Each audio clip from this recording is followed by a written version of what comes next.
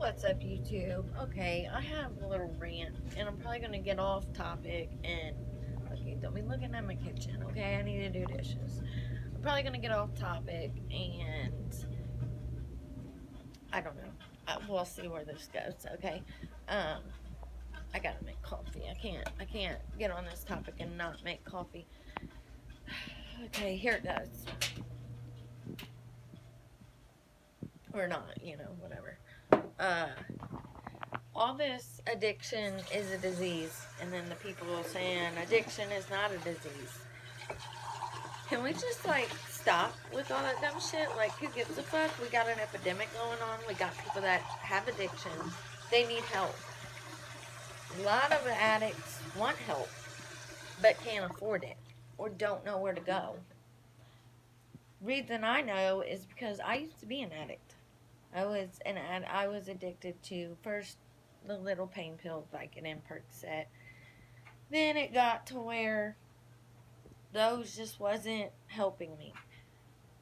Little backstory, side note, sorry. I have RLS really bad and acute chronic pain, which will never be cured because I have nerve damage in my lower back. So it's a constant battle. Back then, I had never had a pain pill in my life until I got in my car accident when I was 16. And that's what caused the teeth. If I can learn how to put links in the description, I'll put a link to the description to the ask me questions or something, get to know me, the Q&A thing, and it'll explain the car accident and what I went through and all that. Well, they prescribed me Vicodin 750s. So I was taking those, and I didn't know what a withdrawal was. I didn't know nothing about pills. Addiction wasn't something I even knew about back then. But I knew I felt restless and agitated and look at my nose. And no, this is a for real vlog. But I knew I felt not right when I didn't take them. But I was young, dumb. I didn't know. At the time, I was drinking and partying and all that. Not when the accident happened, but prior to that. Because when I found out I was pregnant, I stopped doing all that. But, and then I had my daughter, Candace, and they put me on Percocets, what they call baby perks. And I was good. I still didn't abuse them. Ow! And I still didn't know what addiction was. I still didn't know what a withdrawal felt like. I was going through withdrawals, but I didn't know that it was a withdrawal. I just thought I was getting sick. I felt like shit. Because you don't gotta abuse them to go through withdrawals. You could take them exactly as prescribed. You're still gonna withdraw. Your body is gonna need that opiate in the brain to help function. But if you don't know what addiction is and you don't know what a withdrawal is, it's not gonna affect you none. You know what I mean? Plus,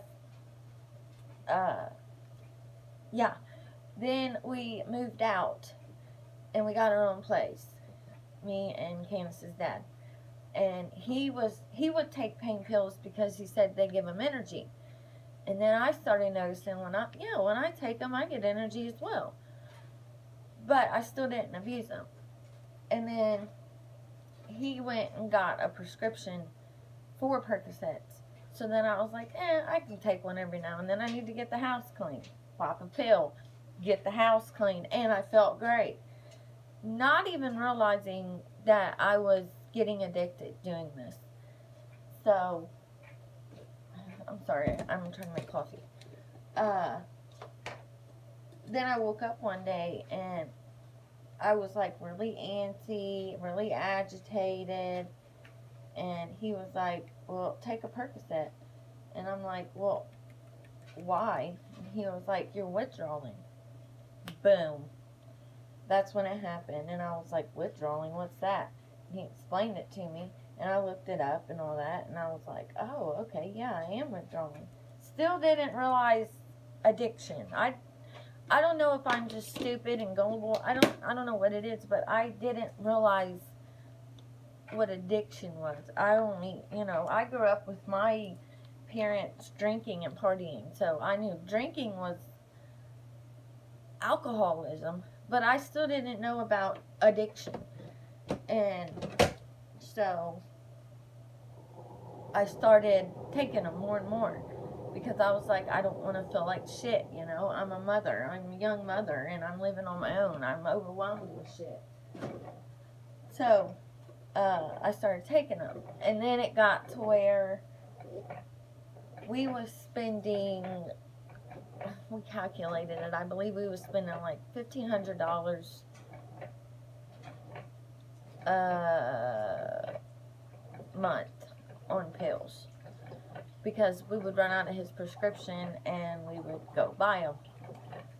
And that's when I realized I got a problem.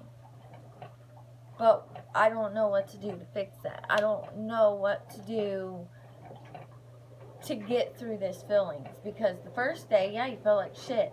The second day, you feel real bad. You're hot and cold. You feel like the flu intensified by 10.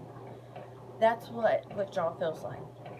I mean, I would have rather died than go through withdrawals. Like, still to this day, I would rather die than go through withdrawals, because I actually sat there and thought about killing myself so I didn't have to feel this way. I took them because they helped me relax. Yeah, they give me energy and made me feel good, but I didn't really like the feeling it gives me. It helped my legs calm down. I wasn't antsy all the time. I wasn't antsy because I was withdrawn. I've always been an antsy child, young teen, all that. Because I have RLS. Side note, if you don't know what RLS is restless leg syndrome. Look it up, Google it, do whatever. It's real. And it sucks.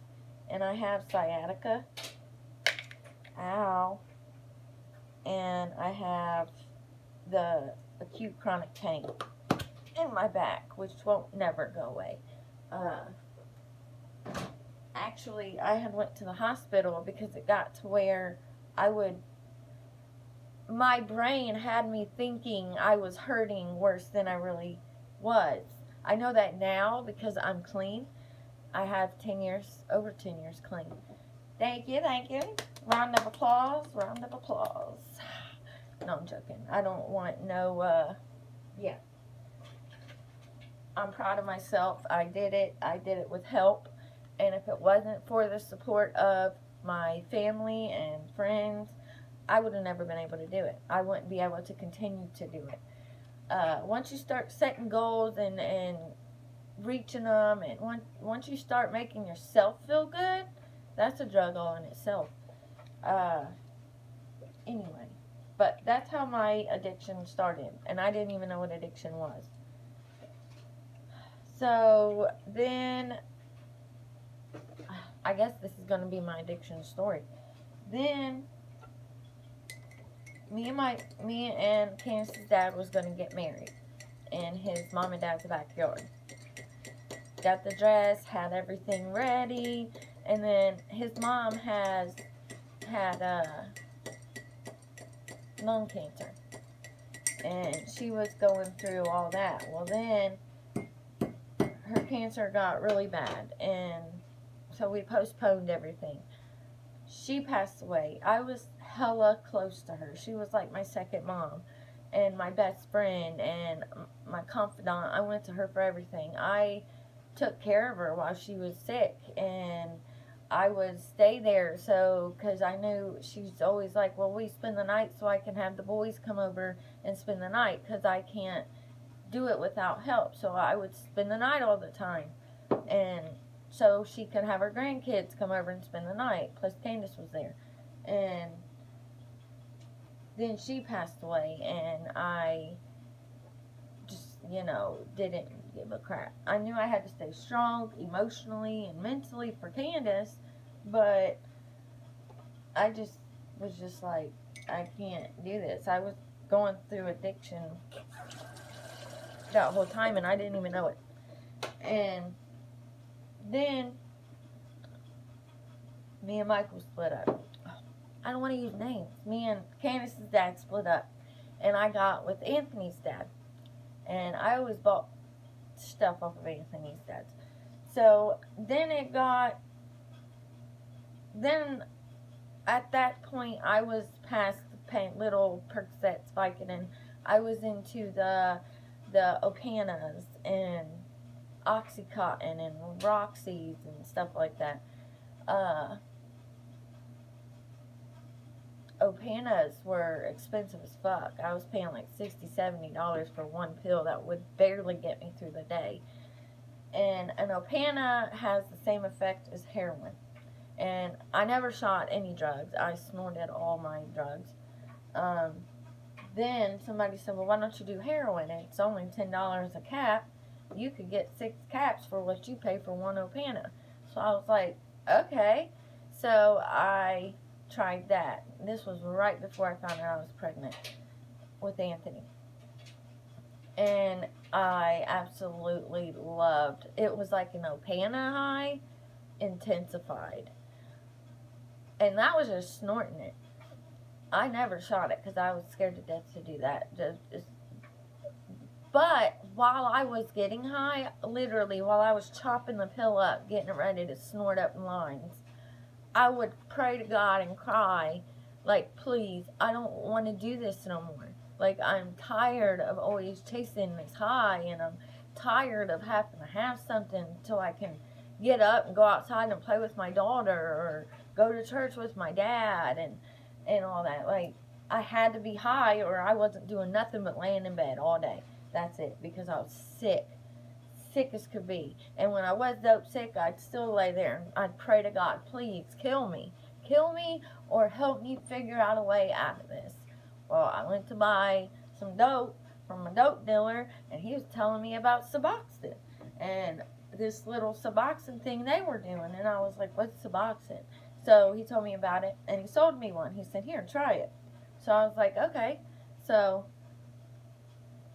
I tried it, and I was like, because when you're a dope thing, Suboxone's not going to affect you like it was somebody that's never done drugs. And Suboxone's the first drug they ever done. Yeah.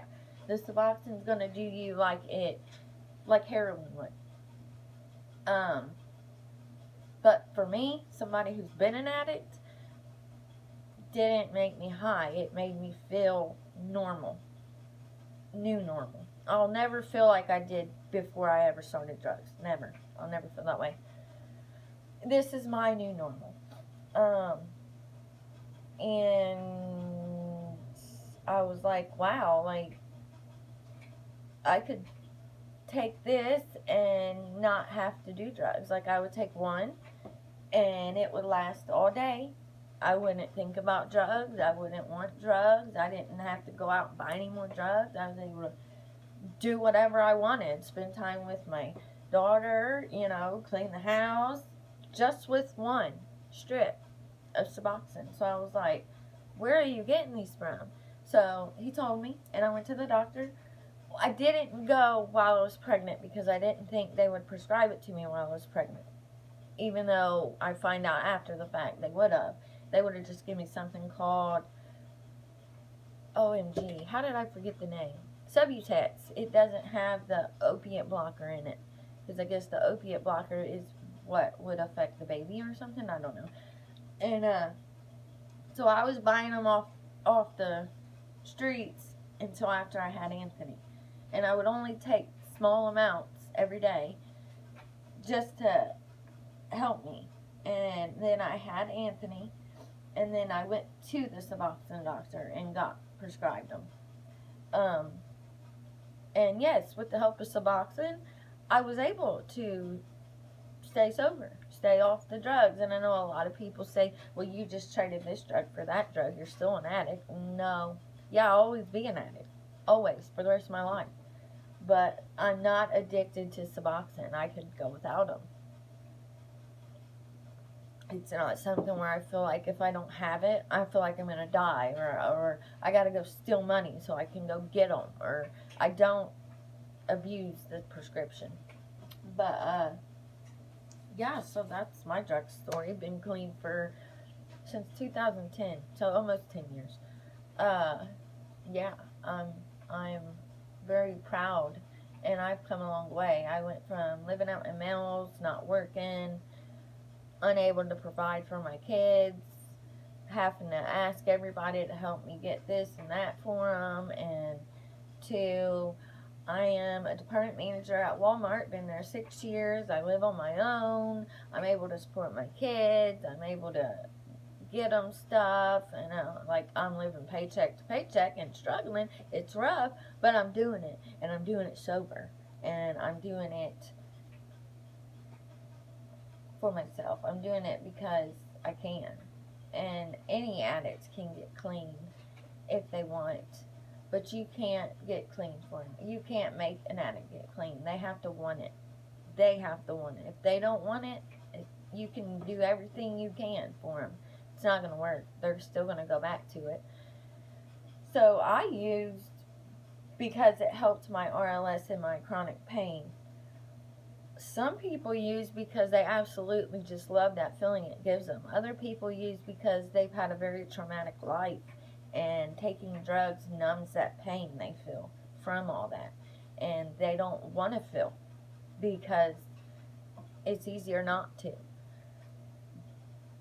But see, when you go to a Suboxone doctor, you don't just get the Suboxone and go on your way. I have to go through counseling once a month. Well, now I do.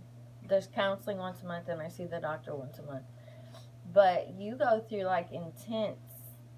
You got to do group sessions. You got to do weekly sessions with the counselor and monthly sessions with the doctor. Like, you have to talk out why you use. You have to find out, face them feelings, and get over it.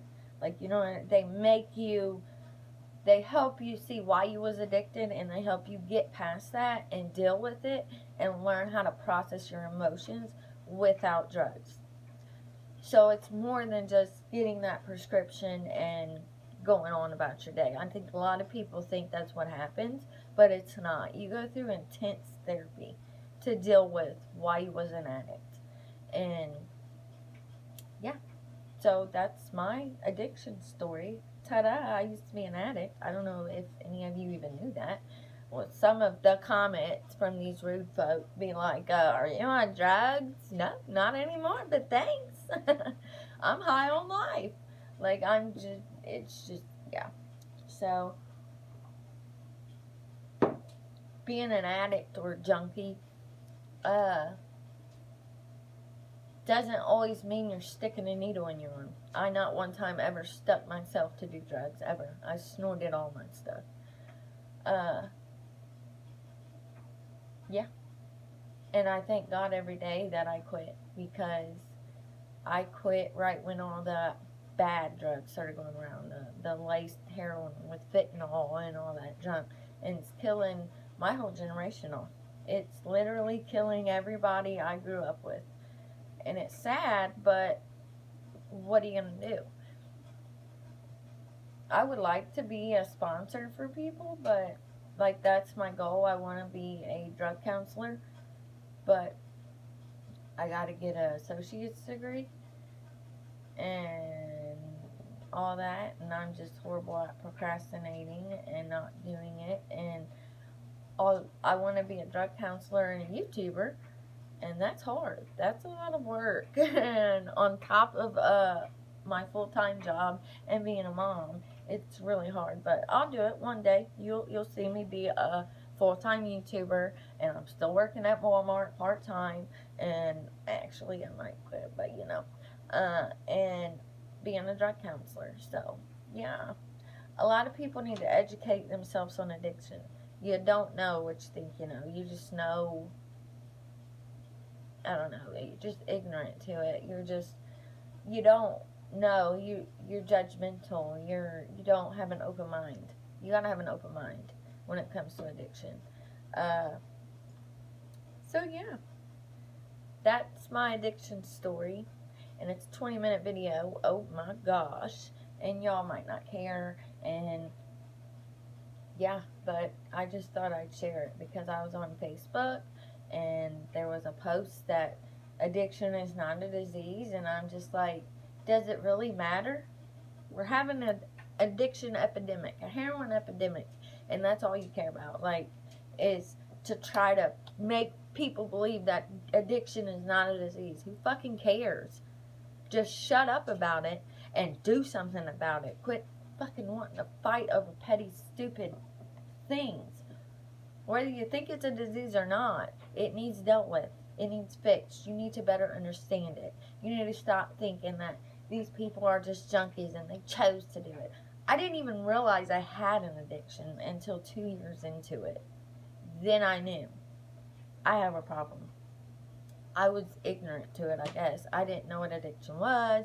And when I found out what addiction was and I found out what a withdrawal was, that's when mentally it just like really started bothering me when I didn't have the drug. Like, I don't know, it's a mental disorder type thing, and a mental disorder is not good. But yeah, getting clean takes more than just taking Suboxone. A lot of people do it cold turkey, you know. That's you. You have the willpower. You have the mental willpower to get through that. Some people don't. Some people are weak. Some people need more than that. I needed to talk to somebody. I needed to, you know what I mean? Like, I had